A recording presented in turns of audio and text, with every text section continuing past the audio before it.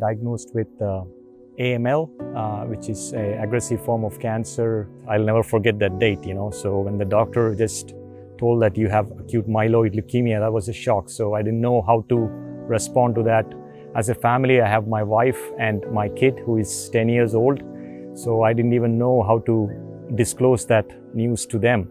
I was the first person to hear this in my family because my parents are a bit old. Every journey is very different, right? So I had a very tough journey in the sense like I lost my dad immediately after I went into remission, and luckily he didn't even know that I had cancer. I was not there with my father when he passed away. It was a sudden cardiac arrest. It took some time to digest that because for me, I lost my father, but for me more important was my brother because I had to take care of him.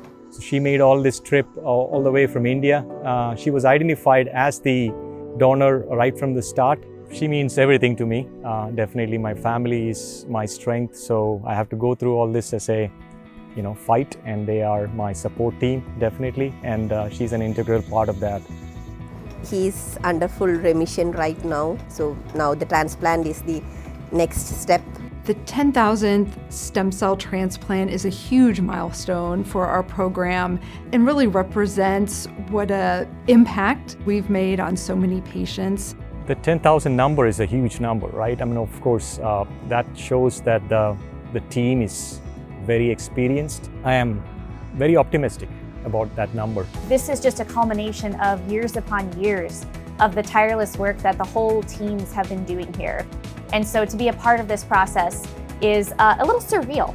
It's always heartwarming for me to see how enthusiastic family members can be to help their loved one who needs a donor. Many of them have to travel a very long distance. India is across the world, and it is no small feat that she was able to come here today to give her stem cells.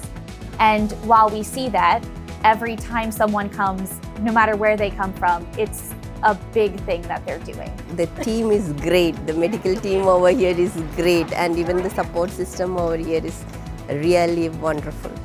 So the goal of the stem cell transplant is to treat the underlying cancer. In most situations, our goal is a long-term cure so that the transplant is the last treatment that they need. The transplant will enable me to give better odds for my survival. The transplant will actually give me 50% more success rate, so that's what I'm expecting.